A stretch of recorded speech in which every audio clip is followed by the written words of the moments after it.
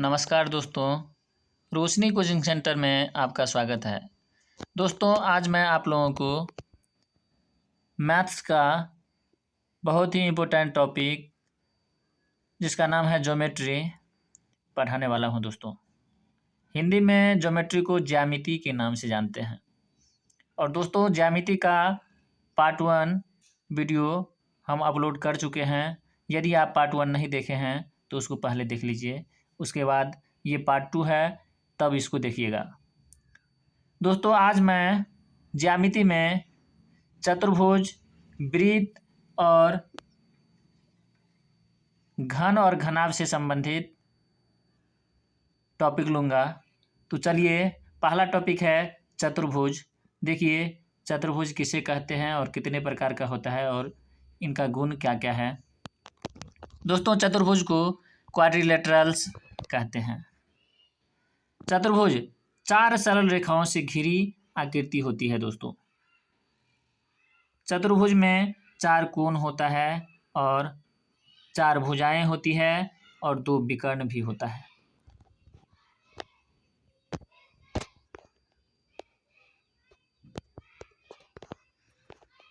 दोस्तों, याद रखना है आप लोगों को, चतुर्भुज में 4 भुजाएं होती है और 4 कोण होते हैं। चतुर्भुज के 2 विकर्ण भी होते हैं।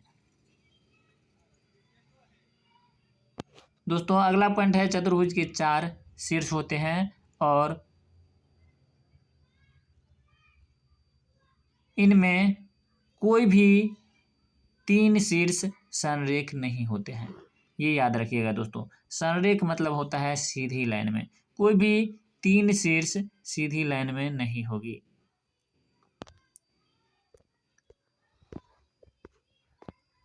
और दोस्तों, यह बहुत ही इम्पोर्टेंट है, इसको याद रखिए। चतुर्भुज के चारों कोणों का योगफल 4 समकोण के बराबर होता है। अब दोस्तों, आगे देखिए चतुर्भुज के कितने भेद होते हैं।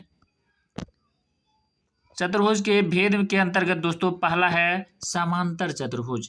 इसको अंग्रेजी में पैरेललोग्राम के नाम से जानते हैं। दोस्तों, वैसा चतुर्भुज जिसकी आमने सामने की भुजाएं समांतर हो और बराबर हो तथा आमने सामने का कोण भी बराबर हो, समांतर चतुर्भुज कहलाता है।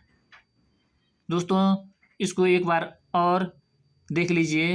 वैसा चतुर्भुज जिसके आमने सामने की भुजाएं समांतर हो तथा आमने सामने का कोण बराबर हो, समांतर चतुर्भुज कहलाएगी।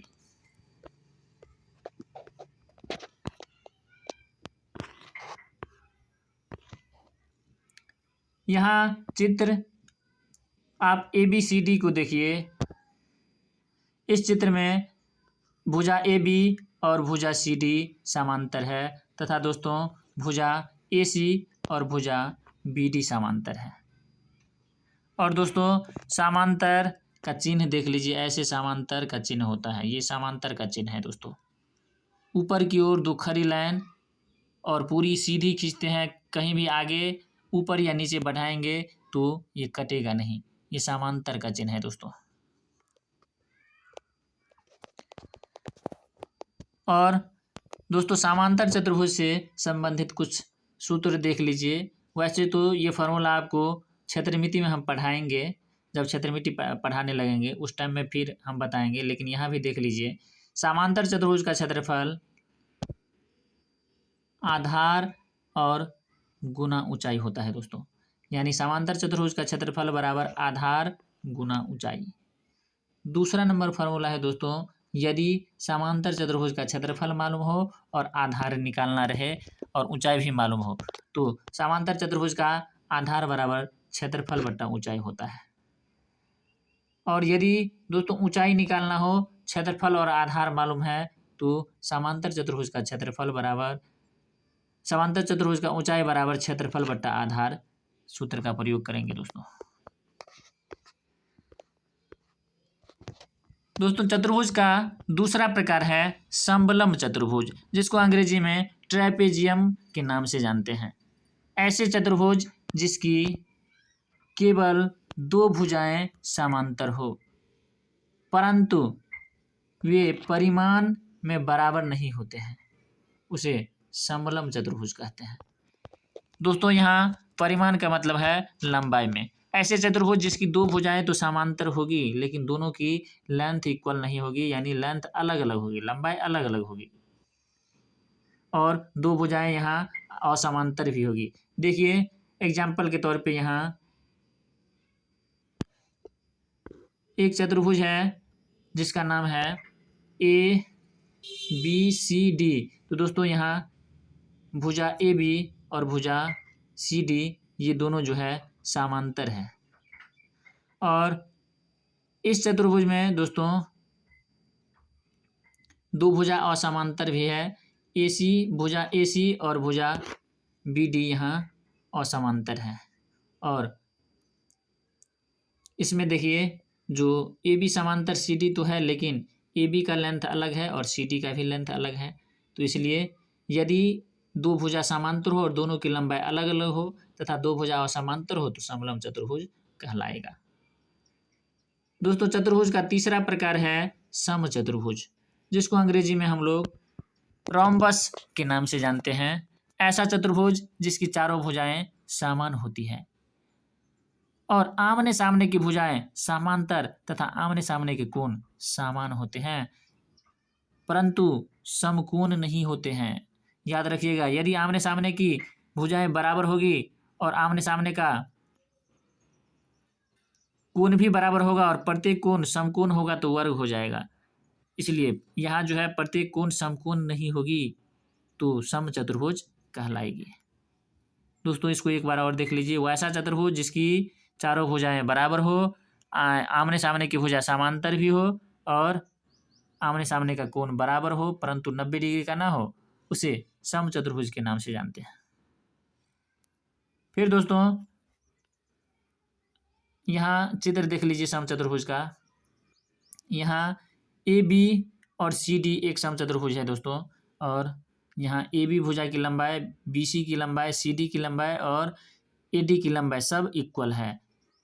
यहाँ जितना ए बी की लंबाई है उतना ही बी सी की लंबाई है, उतना ही सी डी की लंबाई है, उतना ही ए डी की लंबाई है, इसलिए ये समचतुर्भुज हुआ। और यहाँ कोण ए इक्वल टू कोण सी है और कोण बी इक्वल टू कोण डी है, यानी आमने सामने का कोण इक्वल है, तो ये समचतुर्भुज कहलाएगा। दोस्तों चतुर्भुज का अगला प्रकार है विषम चतुर्भुज। इसका परिभाषा देखिए दोस्तों, जिस चतुर्भुज के चारों भुजाएं असमान और असमांतर हो उसे विषम चतुर्भुज कहेंगे। यहाँ एग्जाम्पल के तौर पे देखिए ए बी सी डी एक चतुर्भुज है जिसका हर एक भुजा की लंबाई अलग अलग है। ए बी की लंबाई कुछ और है, बी सी की लंबाई कुछ और है, सी डी की लंबाई कुछ और है और ए डी की लंबाई कुछ और है, यानी कोई भी चारों भुजा में से कोई भी समान लेंथ का दो भुजा नहीं है, यानी चारों भुजा चार रंग का है, अलग अलग लेंथ का है, तो यह चतुर्भुज विषम चतुर्भुज कहलाएगा। दोस्तों चतुर्भुज का अगला प्रकार है वर्ग, जिसको अंग्रेजी में स्क्वायर के नाम से जानते हैं। और वर्ग का परिभाषा देखिए, वैसा चतुर्भुज जिसकी चारों भुजाएं आपस में बराबर हो और दोस्तों चारों कोण समकोण हो तो उसे वर्ग कहेंगे। दोस्तों एग्जाम्पल के तौर पे देख लीजिए, यहाँ जो है ए बी सी डी जो है एक वर्ग है दोस्तों। यहाँ चारों भुजा की लंबाई बराबर है और चारों कोण 90 डिग्री है दोस्तों, इसलिए ए बी सी डी एक वर्ग हुआ। और वर्ग का क्षेत्रफल तथा परिमिति का परिभाषा देख लीजिए। वैसे ये सूत्र तो हम क्षेत्रमिति में आपको पढ़ाएंगे ही, फिर भी यहाँ देख लीजिए, वर्ग का क्षेत्रफल बराबर भुजा स्क्वायर होता है दोस्तों। एक भुजा की लेंथ दिया रहेगा और उसका स्क्वायर कर देंगे तो वर्ग का क्षेत्रफल निकल जाएगा। और वर्ग का परिमाप अगर निकालना रहे तो वर्ग का परिमाप बराबर 4 गुना भुजा होता है दोस्तों, तो 4 गुना भुजा सूत्र लगाएंगे परिमाप निकालने के लिए। फिर अगला देखिए वर्ग का प्रकार, वर्ग नहीं चतुर्भुज का प्रकार देखिए दोस्तों। अगला चतुर्भुज, अगला प्रकार है आयत। आयत को अंग्रेजी में रेक्टेंगल कहते हैं दोस्तों। और परिभाषा देखिए, वो ऐसा चतुर्भुज जिसकी आमने सामने की भुजा बराबर होती है और समांतर भी होती है तथा चारों कोण समकोण होती है, उसे आयत के नाम से जाना जाता है। दोस्तों आयत में आमने सामने की भुजा बराबर होगी और समांतर भी होगी। यहाँ देखिए ABCD एक चतुर्भुज है जिसके आमने सामने की भुजा बराबर है दोस्तों और समांतर भी है, यानी भुजा AB और भुजा CD लंबाई में बराबर है तथा समांतर भी है। फिर भुजा AC और भुजा BD बराबर है तथा समांतर है, और कोण A, कोण C, कोण D और कोण B ये सब कोण 90 डिग्री का है, इसलिए यह आयत कहलाएगा। और आयत का क्षेत्रफल का फॉर्मूला देखिए दोस्तों। आयत का यदि क्षेत्रफल निकालना रहे तो फॉर्मूला लगाएंगे लंबाई और गुना चौड़ाई। यदि आयत की परिमिति निकालना है तो 2 इंटू लंबाई प्लस चौड़ाई फार्मूला लगाते हैं दोस्तों परिमिति का। ये फार्मूला क्षेत्रमिति में यूज होगा। अभी आप लोग ज्यामिति पढ़ रहे हैं तो केवल फार्मूला, इस पे हम सवाल नहीं बताएंगे, सवाल हम क्षेत्रमिति में आपको बताएंगे। फिर देखिए आगे देखते हैं चतुर्भुज के बारे में। दोस्तों आयत से संबंधित कुछ जो है यहाँ पे नियम है, देख लीजिए। पहला नियम है प्रत्येक आयत एक समांतर चतुर्भुज होता है दोस्तों। प्रत्येक आयत एक समांतर चतुर्भुज भी कहलाता है। दूसरा नंबर है प्रत्येक वर्ग एक आयत होता है, यानी वर्ग को आयत कह सकते हैं लेकिन आयत को वर्ग नहीं कह सकते हैं दोस्तों। प्रत्येक वर्ग एक समचतुर्भुज होता है दोस्तों, क्योंकि समचतुर्भुज का प्रत्येक भुजा बराबर होता है और यहाँ वर्ग का भी प्रत्येक भुजा बराबर होता है, इसलिए प्रत्येक वर्ग को समचतुर्भुज कह सकते हैं, लेकिन प्रत्येक समचतुर्भुज को वर्ग नहीं कह सकते हैं, ये याद रखिएगा। अगला पॉइंट है प्रत्येक वर्ग एक समांतर चतुर्भुज होता है, क्योंकि वर्ग का आमने सामने की भुजा बराबर और समांतर भी होता है, इसलिए प्रत्येक वर्ग को समांतर चतुर्भुज कह सकते हैं, लेकिन प्रत्येक समांतर चतुर्भुज को वर्ग नहीं कह सकते हैं। पांचवा पॉइंट है दोस्तों, किसी चतुर्भुज के चारों कोण के माप बराबर हो तो प्रत्येक कोण 90 डिग्री का होगा। और छठा नंबर पॉइंट है अगर किसी चतुर्भुज के कोणों का अनुपात 1:2:3:4 हो तो प्रत्येक कोण क्रमशः क्या होगा, 36 डिग्री, 72 डिग्री, 108 डिग्री और 144 डिग्री का होगा। यह कैसे ज्ञात करते हैं दोस्तों, इसको हम बता देते हैं आप लोगों को। देखिए आप लोग जानते हैं चतुर्भुज के चारों कोणों का योगफल 360 डिग्री होता है, और दोस्तों अनुपात के अनुसार हम कोण को मान लेंगे 1x, 2x, 3x और 4x है, तो इस तरह से हम मान लेंगे x plus 2x plus 3x और प्लस 4x, यानी चारों कोणों का योगफल दोस्तों 360 डिग्री होगा। और यहाँ देख लीजिए जोड़ने पर x और 2x को जोड़ते हैं 3x, 3x 6x हुआ, 6x और 4x 10x बराबर 360, तो इसलिए x बराबर हो जाएगा 360/10 और 0 से 0 कट जाएगा तो x का मान निकल जाएगा 36 डिग्री। और जब x निकल गया 36 डिग्री तो दूसरा नंबर है कोण है 2x, तो 36 को 2 से गुना कर दीजिए 72 डिग्री हुआ। तीसरा नंबर कोण है 3x, तो 36 को 3 से गुना कर दीजिए 108 डिग्री होगा। और चौथा नंबर है 4x, तो 4 को और 36 को गुना कीजिए 144 डिग्री होगा। तो इस तरह से निकालते हैं दोस्तों। फिर आगे देखिए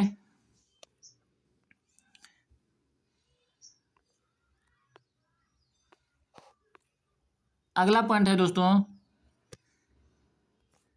किसी चतुर्भुज के चारों कोणों का योगफल 360 डिग्री होता है। ये तो आप छठा नंबर पॉइंट में ही देख चुके हैं।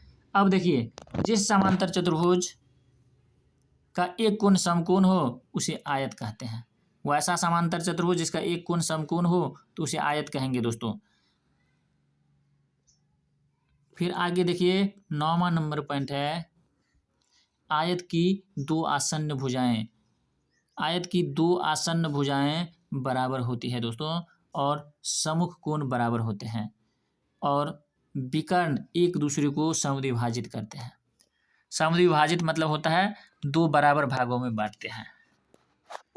दोस्तों आसन्न कोण मतलब हुआ, आसन्न भुजाएं मतलब हुआ दो भुजा एक दूसरे को टच करती हो तो दोनों एक दूसरे का आसन्न भुजाएं कहलाएगी। और सम्मुख कोण मतलब होता है दोस्तों आमने सामने का कोण। फिर 10वां नंबर पॉइंट देखिए दोस्तों, समांतर चतुर्भुज में सम्मुख भुजाएं बराबर होती हैं और सम्मुख कोण भी बराबर होता है, एक दूसरे को विकर्ण समद्विभाजित भी करती है। दोस्तों ये समांतर चतुर्भुज का गुण है दोस्तों। और 11वां नंबर पॉइंट है, आयत के दोनों विकर्ण बराबर होते हैं। ये याद रखना है, आयत के दोनों विकर्ण बराबर होते हैं और दोनों विकर्ण एक दूसरे को समद्विभाजित करते हैं दोस्तों, यानी समान भागों में विभाजित करते हैं। और वर्ग में दोस्तों वर्ग का विकर्ण एक दूसरे को समद्विभाजित करने के साथ साथ एक दूसरे को समकोण पर भी लंब समद्विभाजित करते हैं। दोस्तों ये याद रखना है, वर्ग का विकर्ण एक दूसरे को लंब समद्विभाजित करते हैं। लंब समद्विभाजित का मतलब होता है 90 डिग्री का कोण बनाते हुए एक दूसरे को काटता है। अब देखिए दोस्तों चतुर्भुज का टॉपिक तो समाप्त हुआ। अब देखिए दूसरा नंबर टॉपिक है वृत्त। वृत्त को अंग्रेजी में सर्किल के नाम से जाना जाता है। देखिए सर्किल का परिभाषा यानी वृत्त का परिभाषा क्या देंगे, गोलाकार समतल क्षेत्र को वृत्त कहते हैं। दोस्तों वृत्त में ठीक मध्य में जो बिंदु रहता है उसे केंद्र के नाम से जाना जाता है, अंग्रेजी में सेंटर कहते हैं। यदि केंद्र का परिभाषा लिखना है दोस्तों तो लिखेंगे वृत्त के अंदर ठीक बीच के बिंदु को केंद्र कहते हैं। अगला पॉइंट है दोस्तों वृत्त का परिधि। वृत्त का परिधि क्या है, किसे कहते हैं, देखिए वृत्त को घेरने वाली रेखा को वृत्त का परिधि कहते हैं। यहाँ देखिए दोस्तों वृत्त का परिधि है, ये जो गोलाकार जो रेखा है इसी को परिधि कहेंगे। और यदि आपको परिधि निकालनी है तो परिधि का सूत्र होता है वृत्त का परिधि बराबर 2πr सूत्र होता है दोस्तों, जहाँ पाई का वैल्यू होता है 22/7 या 3.14 हम लोग पाई का वैल्यू लेते हैं। और दोस्तों यदि आपको वृत्त का क्षेत्रफल निकालना रहता तो वृत्त का क्षेत्रफल बराबर होता है पाई और आर स्क्वायर। दोस्तों पाई आर स्क्वायर सूत्र होता है। जो आप मेंसुरेशन में परिधि और क्षेत्रफल निकालना, त्रिज्या निकालना, व्यास निकालना, ये त्रिज्यखंड का क्षेत्रफल निकालना, ये सब जो है आपको हम क्षेत्रमिति में पढ़ाएंगे। यहाँ आप ज्योमेट्री पढ़ रहे हैं इसलिए आप ज्यामिति से संबंधित पढ़िए, क्षेत्रमिति को हम अभी छोड़ रहे हैं।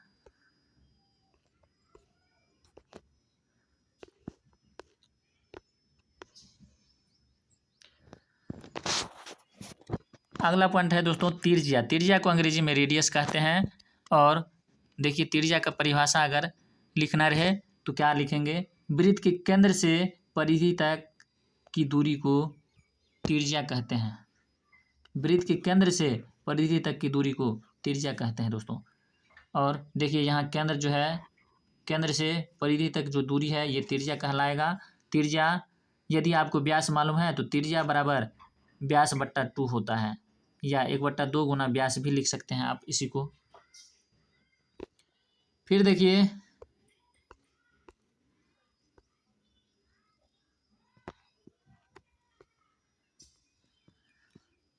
यदि आपको व्यास निकालनी हो तो व्यास को अंग्रेजी में डायमीटर कहते हैं। और व्यास का पहले परिभाषा देखिए, परिधि पर किन्हीं दो बिंदुओं को मिलाने वाली रेखा जो केंद्र होकर गुजरती है उसे व्यास कहते हैं। व्यास को दोस्तों डी से सूचित किया जाता है, क्योंकि डी से हो जाता है डायमीटर, इसलिए डी से सूचित करते हैं। और व्यास इक्वल टू 2 गुना त्रिज्या। यदि त्रिज्या मालूम है तो व्यास निकालना है और सूत्र लगाएंगे 2 गुना त्रिज्या। तो दोस्तों यहाँ देखिए परिधि से परिधि तक जाने वाली रेखा जो केंद्र होकर के गुजरती है उसे व्यास के नाम से जाना जाता है। दोस्तों व्यास से संबंधित कुछ पॉइंट देख लीजिए। वृत्त की सभी त्रिज्याएं बराबर होती है, व्यास त्रिज्या का दोगुना होता है और वृत्त के सभी व्यास लंबाई में बराबर होती है दोस्तों।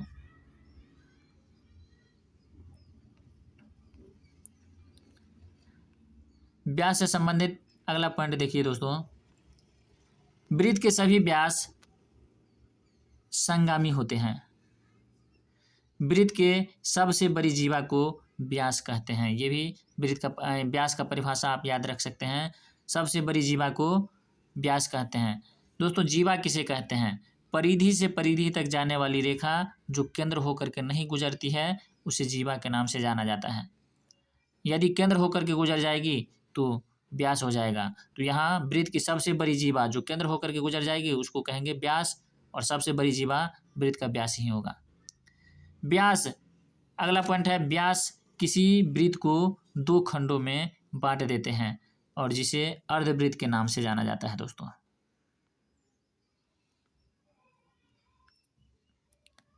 यदि वृत्त का क्षेत्रफल निकालना हो तो क्षेत्रफल का फार्मूला लगाएंगे, क्षेत्रफल बराबर पाई आर स्क्वायर होता है, जहाँ पाई का वैल्यू 22/7 होता है और आर मतलब त्रिज्या होता है।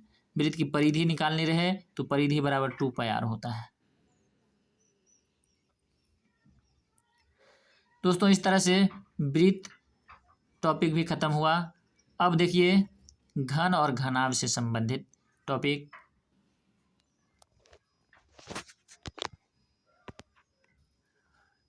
दोस्तों घन किसे कहते हैं? घन देख लीजिए, घन को अंग्रेजी में क्यूब कहते हैं।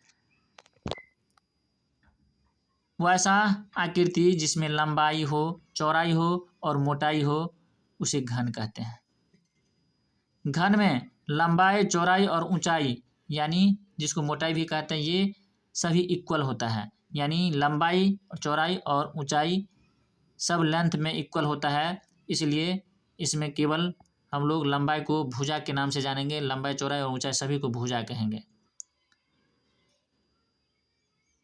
यहाँ आकृति देख लीजिए दोस्तों, ये आकृति जो है घन की आकृति है। दूसरा पॉइंट है घनाभ। घनाभ को अंग्रेजी में कर्वॉइड कहते हैं दोस्तों, जिसमें लंबाई, चौड़ाई और मोटाई सभी हो लेकिन तीनों बराबर न हो उसे घनाभ के नाम से जानते हैं। यानी इसमें लंबाई, चौड़ाई और ऊंचाई सभी लेंथ में अलग अलग होगा।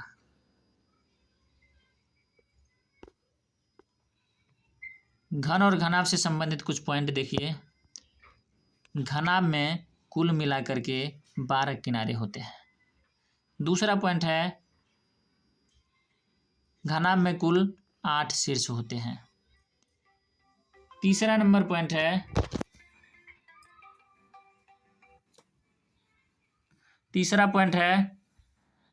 ऐसा घनाभ जिसकी लंबाई, चौड़ाई और ऊंचाई सभी बराबर हो उसे घन कहते हैं। और चौथा नंबर पॉइंट देखिए दोस्तों, घनाभ के फलकों की संख्या 6 होती है, यानी घनाभ में 6 फलक होते हैं, ये याद रखना है। अब आगे देखिए दोस्तों, 5वां नंबर पॉइंट याद रखना है आपको, घनाभ के पार्श्व फलकों की संख्या 4 होती है। कुल फलकों की संख्या पूछेगा तो 6 और पार्श्व फलकों की संख्या पूछेगा तो 4। छठा नंबर पॉइंट है जिस रेखाखंड में घनाभ के आसन्न फलक मिलते हैं उसे घनाभ का किनारा कहते हैं। 7वां पॉइंट है किसी घनाभ की लंबाई, चौड़ाई और ऊंचाई तीनों बीमाई कहलाती है दोस्तों। लंबाई, चौड़ाई और ऊंचाई को उसकी बीमाई कहेंगे। 8वां पॉइंट है ऐसे घनाभ जिसके सभी फलक वर्ग होते हैं उसे घन कहते हैं।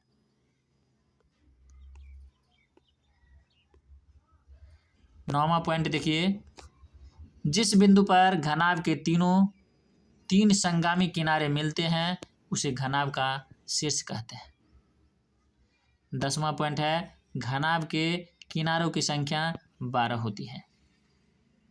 और 11वां नंबर पॉइंट में देखिए दोस्तों, घनाभ का आयतन लंबाई गुना चौड़ाई गुना ऊंचाई होता है। यदि आपको आयतन, चौड़ाई और ऊंचाई मालूम रहे और लंबाई निकालना रहे तो लंबाई बराबर आयतन बट्टा चौड़ाई गुना ऊंचाई सूत्र लगाएंगे। यदि चौड़ाई निकालना रहे तो आयतन बट्टा लंबाई गुना ऊंचाई फार्मूला लगाएंगे, और ऊंचाई निकालना रहे तो आयतन बट्टा लंबाई गुना चौड़ाई फार्मूला लगाएंगे। फिर दोस्तों अगला पॉइंट देखिए, घनाभ का पृष्ठीय क्षेत्रफल 2 इंटू लंबाई प्लस चौड़ाई प्लस चौड़ाई गुना ऊंचाई प्लस लंबाई गुना ऊंचाई। दोस्तों घनाभ का पृष्ठीय क्षेत्रफल निकालना रहे तो 2 इंटू लंबाई गुना चौड़ाई प्लस चौड़ाई गुना ऊंचाई प्लस लंबाई गुना ऊंचाई सूत्र का प्रयोग करेंगे। 16वां नंबर पॉइंट देखिए, कमरे के चारों दीवारों का पृष्ठीय क्षेत्रफल निकालना रहे तो कमरा के चारों दीवारों का पृष्ठीय क्षेत्रफल बराबर होता है 2 गुना ऊंचाई और गुना लंबाई प्लस चौड़ाई। इस सूत्र का प्रयोग करते हैं दोस्तों। अगला नंबर पॉइंट है, घनाभ 3 आयताकार सम्मुख फलकों के युग्मों से मिलकर बनाने वाली ऐसी आकृति होती है जिसके 2 फलक सदैव एक रेखाखंड में मिलते हैं। 18वां नंबर पॉइंट है, वस्तु द्वारा घेरे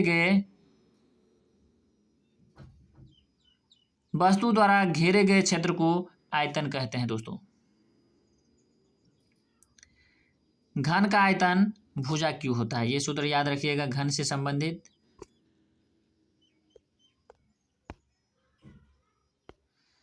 इस तरह से दोस्तों ये ज्यामिति का पार्ट नंबर 2 यहीं पे समाप्त करते हैं। यदि आपको मेरा यह प्रयास अच्छा लगा हो तो आप मेरे इस वीडियो को लाइक कीजिए, शेयर कीजिए और मेरे इस YouTube चैनल को सब्सक्राइब कीजिए, ताकि मैं जो भी वीडियो बनाऊं आपको सबसे पहले नोटिफिकेशन पहुंचे और आप उसका लाभ उठा पाएँ। धन्यवाद।